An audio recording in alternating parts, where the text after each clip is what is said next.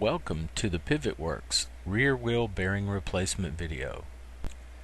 In this video we'll show you how to install a rear wheel bearing replacement kit that includes the seals and the bearings for your rear wheel. Begin by removing the axle nut from the rear wheel with a large box end wrench and remove the axle blocks or chain adjusters and the chain. If you have to tap the axle out, be sure to use a rubber mallet so you don't damage the threads.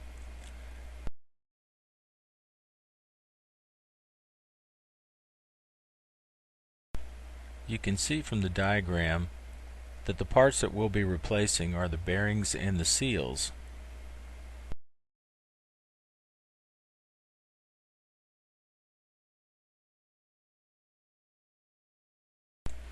Place the wheel on the ground or some other flat surface, and you might want to spray some lubricant to ease the removal of the seals, which we're doing here with a flat blade screwdriver. We're starting on the brake side.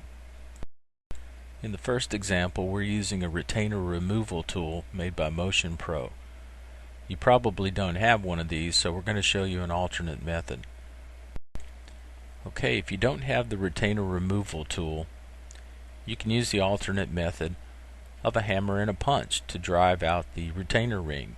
And if you get desperate, you can break or cut the ring, since there's a brand new anodized replacement ring included in the kit.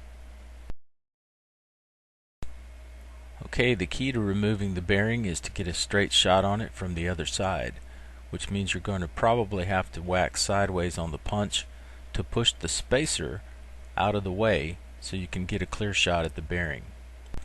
There's no harm in driving the old bearing out by the inner race, because it's just going to come apart anyway and be thrown away. So the key is to get a good shot on it by pushing the spacer out of the way, and it should come out along with the spacer.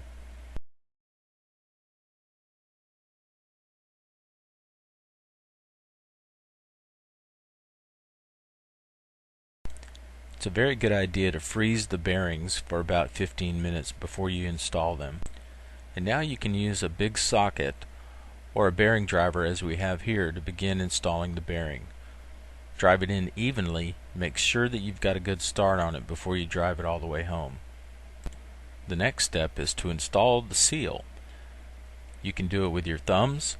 To get it started, make sure it's even with the hub and tap it in with a rubber mallet, and it should go in fairly easily. The key is to make sure it's even with the lip of the hub.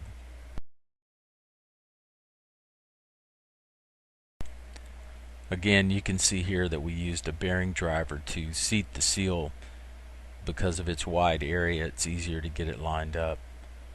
Now we're installing the center spacer and the bearing on the other side, and driving that bearing in the same way with the driver. Although again, you can use a socket. You just have to make sure it matches the outer diameter of the bearing very, very closely. The next step is to install the retainer ring that came with the kit.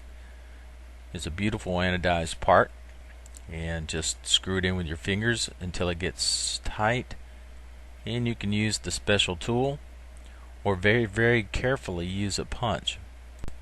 We really don't recommend it, but if you're going to use a punch to tighten up the retainer ring, make sure you move from one notch to the next and distribute the load evenly.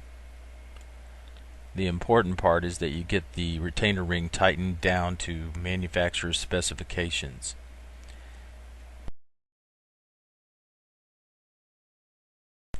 The next step is to install the seal on the retainer side in the same fashion as we did on the other side of the wheel.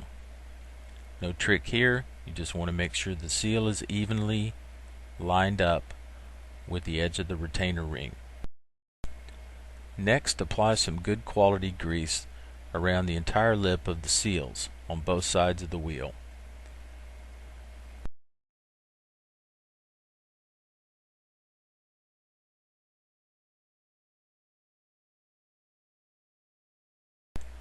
Now install the wheel collars, and you're ready to reassemble the bike.